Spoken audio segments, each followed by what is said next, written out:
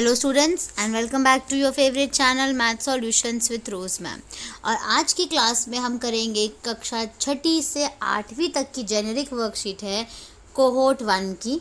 ठीक है, और जो इसका जेनेरिक वर्कशीट का नंबर है वो है GS7 और डेट है आपकी 4 सितंबर 2021।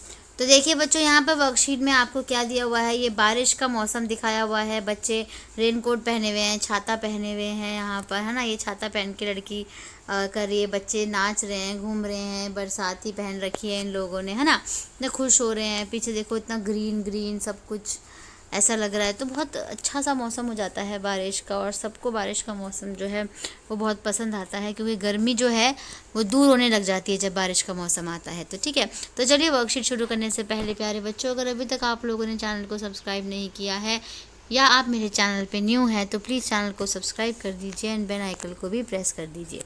चलिए स्टार्ट करते हैं आज की वर्कशीट। बारिश का मौसम जो सभी मौसमों में से सबसे महत्वपूर्ण और ज़रूरी होता है। इस मौसम में सभी पेड़ पौधे फिर से एक बार खिल उठते हैं और पूरी तरह से बारिश की वजह से हरे भरे हो जाते हैं। बारिश की वजह से गर्मियों के मौसम में सूखे तालाब और नदियाँ भी फिर से एक बार बहने लगती हैं।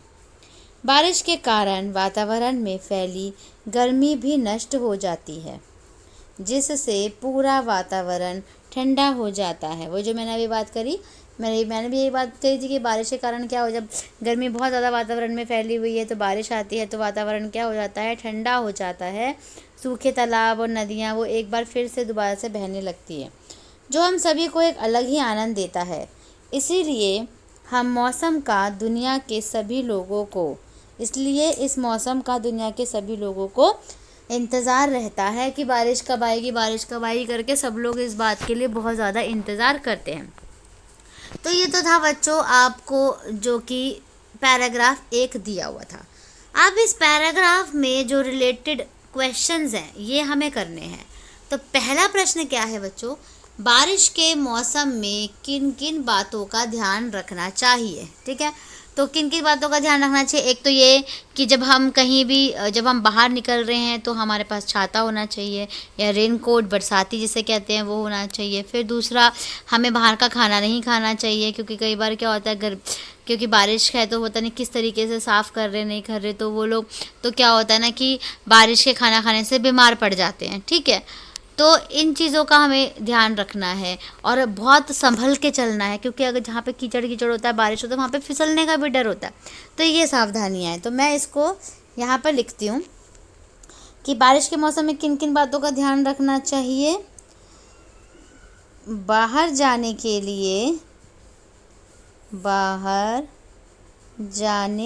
लिए छाते का प्रयोग करना चाहिए। एक तो पहला हो गया, छाते का प्रयोग करना चाहिए, पहला हो गया ये, जिसमें क्या करना है, हमें बाहर जाने के लिए छाते का प्रयोग करना चाहिए। दूसरा जो मैंने अभी बताया कि बाहर का खाना, बारिश में बाहर का खाना नहीं खाना चाहिए, तो हम इसी के अंदर लिखेंगे बच्चों। ये आपका पॉइंट नंबर 1 है, इसी के अंदर हम लिखेंगे, लेकिन मैं स्क्रीन को क्लियर करते चलूँगी क्योंकि यहाँ पे उतनी स्पेस नहीं है। तो बाहर जाने के लिए छाते का प्रयोग करना चाहिए। दूसरा है इसके अंदर, हमें बारिश के दिनों में या फिर बारिश में बाहर का कुछ नहीं खाना चाहिए, बाहर का कुछ नहीं खाना चाहिए। तो ये लिख लेंगे आप लोग। उसके बाद प्रश्न आपका 2 पॉइंट पूरे हो गए। एक तीसरा पॉइंट और लिख लेते हैं, बाकी उसके बाद अगर आप लोग और कोई सावधानियां बरतना चाहते हैं, वो लिखना चाहते हैं, आप अपनी मर्जी से वो भी ऐड ऑन कर सकते हैं, लेकिन हम 3 लिख लेंगे।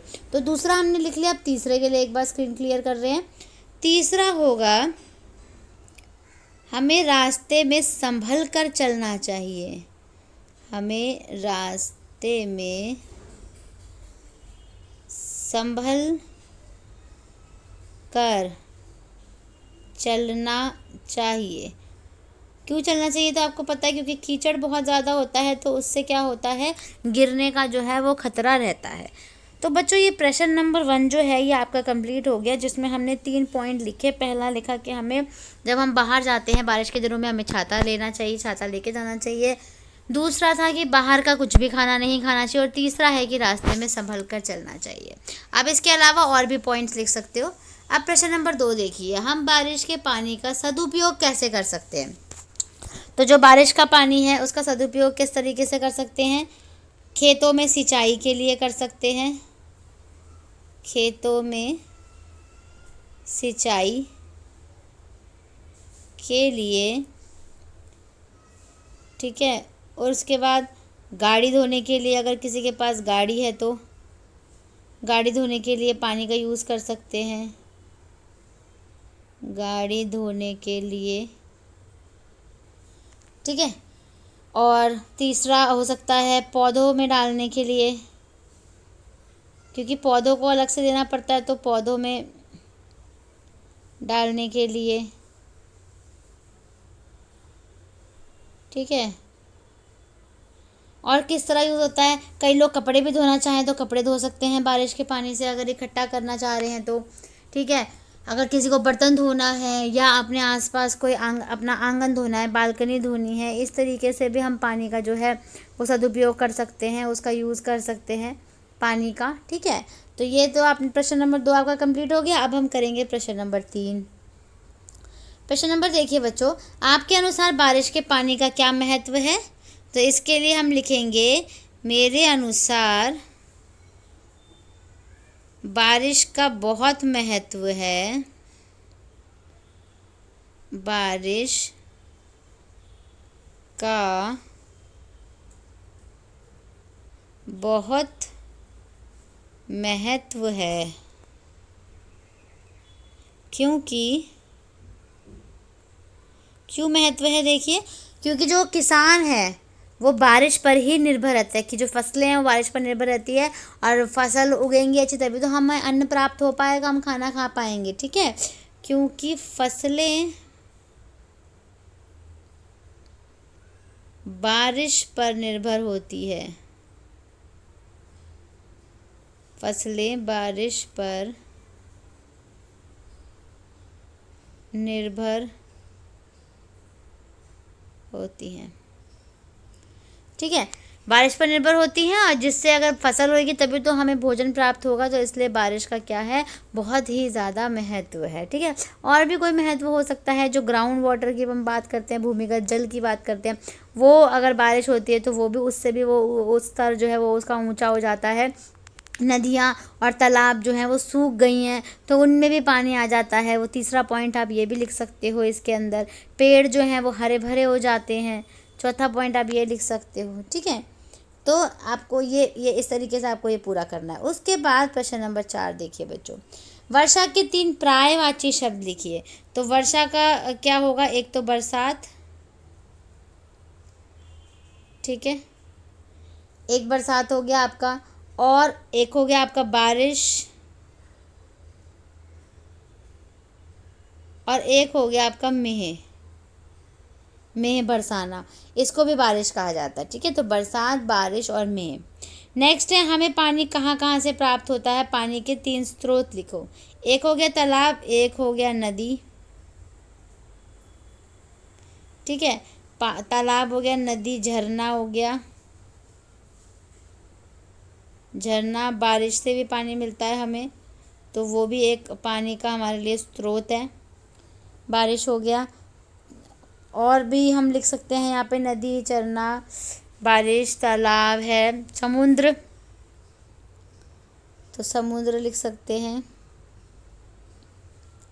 ठीक है। और भी आप सोचिएगा, अगर कुछ आता है आपके दिमाग में तो आप वो भी लिख सकते हैं। कोई भी 3 स्रोत लिखने थे, हमने यहाँ पे 4 लिख करके बता दिए है आपको।